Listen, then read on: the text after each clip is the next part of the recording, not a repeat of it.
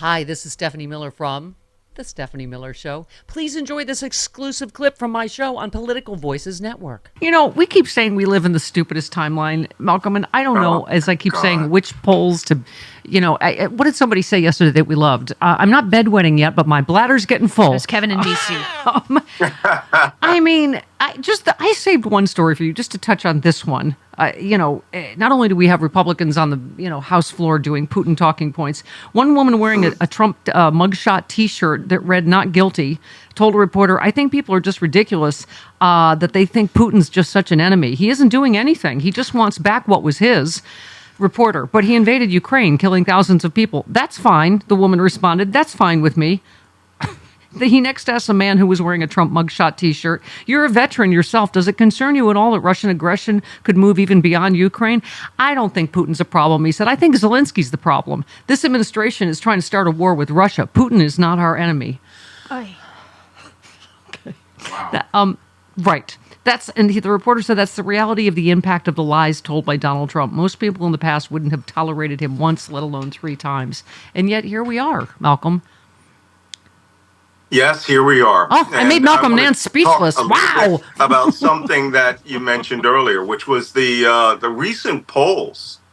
Joe Biden is polling at one of his lowest points, and I just want to point out, as long as I'm on the liberal delivery system network, that the low point that anything between 40 and 65 is on Democrats. Mm-hmm. It's Democrats. 25% of you are saying that you don't approve of Joe Biden, or that you aren't getting something, in your Christmas basket, or the unicorn wasn't pretty enough or something. But those polls are not, they're heavily. By the way, this is not new for Democrats. Yeah. This is Wanting not new. A unicorn that farts glitter is not new. Yeah, but the problem is I keep seeing this recently. Yes, Trump is still beholden to Moscow, but Moscow apparently is going to get everything it wants, because there are people in this country, and I'm speaking to the people on this network, who go, "I'm a one-issue voter. Joe Biden's not giving me X. Joe Biden's not doing Y." I got into it with someone who I knew very well, Terrell Starr. When we were in Ukraine, we hung out together, and now he's like, Joe Biden voted against the Criminal Justice Act, and it's like, none of you can win if we all lose this November. Yeah, and so you know what? So of course your bladder's getting full. Okay, but the thing that's being wet is their own beds. Yeah, and just to reiterate, you retweeted someone that. Just to clarify, Russia, quote, "invades a country at the heart of Europe, completely demolishing its cities, killing its civilian population, assassinates people in European countries with painful nerve agents and radioactive substances, sabotages European weapons factories, runs a sophisticated spy illegal network around Europe, interferes with elections, provokes civil unrest, uses GPS jamming against civilian planes, sabotages Europe's energy infrastructure," on and on and on, right? I mean, this tweet goes on and on and on. Russia, how many times can we say Russia is not our friend, not a friend of democracy? Go ahead. They're not our friend. And, the kind of reporting that we've been seeing on this, too, reminds me of that news report on the old movie, The Naked Gun, the one that had O.J. Simpson in it. Oh, yeah. Where the guy gets released from prison. He says, "I'm going to come out there and find the DA and rip his head off and use it as a bowling ball." And the journalist goes, "Are you a good bowler?" That's where we are. That's exactly. Have you ever rolled a 300? This is where we are, people. Serious things are occurring. Horrible things are happening in our lives, and we are asking whether you can go bowling with that head. Yeah. Well, here's where we're going to talk about the campus protests, and we're both going to make, I'm sure someone everywhere will hate one of us. But anyway, we were saying just out here overnight, you probably saw at UCLA. Yeah, and you've written about terrorism forever, and what happened on January 6th, and blah blah blah. So overnight, these were pro-Israel demonstrators that crashed the campus, but they were not UCLA students. They were, right. So this is what we're talking. You always talk about outside agitators. That in some cases these are not kids that are on this campus. They're bad actors that are trying to, gin up this division as much as they can. And frankly, horrible things are being said on both sides. They were running the tape on Fox of the pro-Israel woman saying to the, pro-Palestinian demonstrator, I hope you get raped. It's just, then you have people on the other side saying burn Tel Aviv to the ground, and you don't know who's who. And I have protected everyone's right to say any stupid thing you want with my life for decades.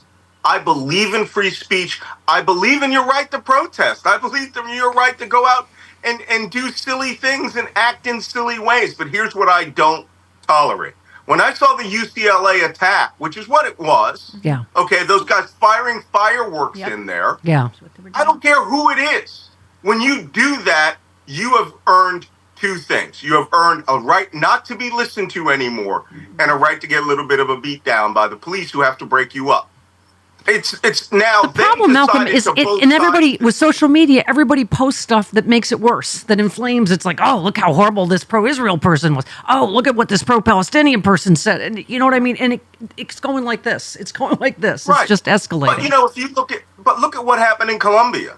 The reason the police went into Colombia after a group of people had smashed through a building like January 6th protesters and had kept 3 janitors hostage. The police came in force, and they found that out of the 300 people they arrested, as many as 200 were not from that university. Thank you. We're at the point now where people are starting to go beyond the protests. You know what's been missing all this week while all of these protests have been happening? Any humanitarian concern for the people of Palestine. Right. That's what's been missing.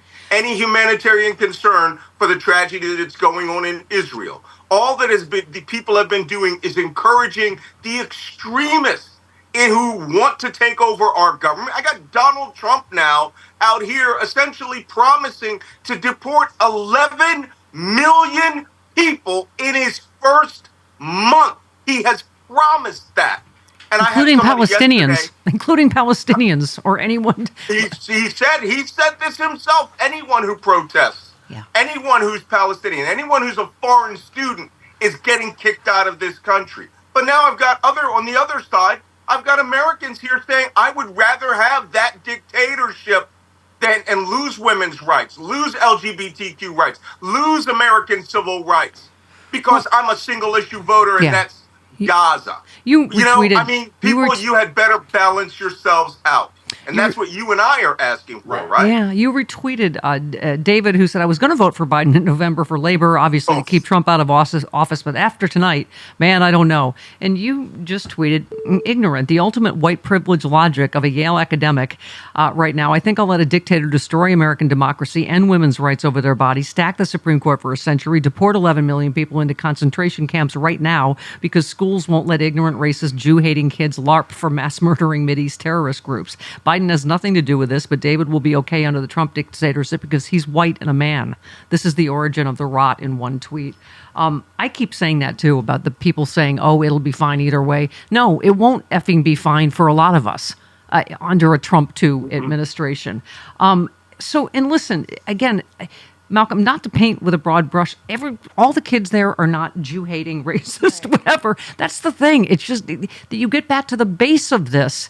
A lot of Jewish kids have nothing to do with Netanyahu's policies and should not be harassed. And a lot of the kids, protesting for Palestine are not pro-Hamas. I mean, this is the problem with the outside agitators. Like the whole, Jody was making the points. They tried to, paint the whole Black Lives Matter movement as, this violent, horrible movement because, go ahead. Well, the outside agitators were professional agitators, Black Bloc. We've talked about them. Right. One of the most famous, iconic scenes of Black Blocs was in Santa Monica when they went down to the Starbucks in Santa Monica, were spray painting I hate white people and black people rule. And this black woman comes up to these 2 white women and says, what are you doing? That is not who we are. The people who are protesting, go protest. So long as you do it peacefully, so long as you understand that you are supposed to be doing it for the humanitarian reasons of the children of Gaza, awesome. I defend you. On the other side, if you want to protest and show your Israeli flag and wear your Mogen David, I protect you. Yeah. All right? But there are people who are here for the purpose of creating chaos and mayhem. Yeah. And they are, some people, we saw the first person smashing windows in Wisconsin was a right-wing extremist who was setting off riots in black neighborhoods. We have to be smarter than this. We have to be more compassionate than this.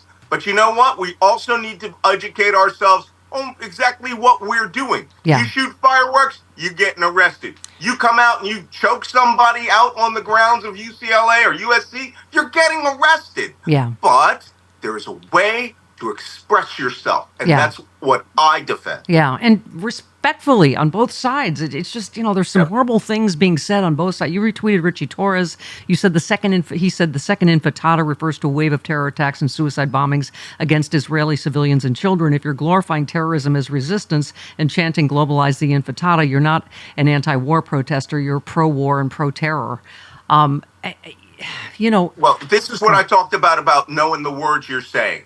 If you use the phrase intifada and you don't know what the intifada was, it was a murderous, mass murdering uprising of suicide bombings, knifings, and assassinations.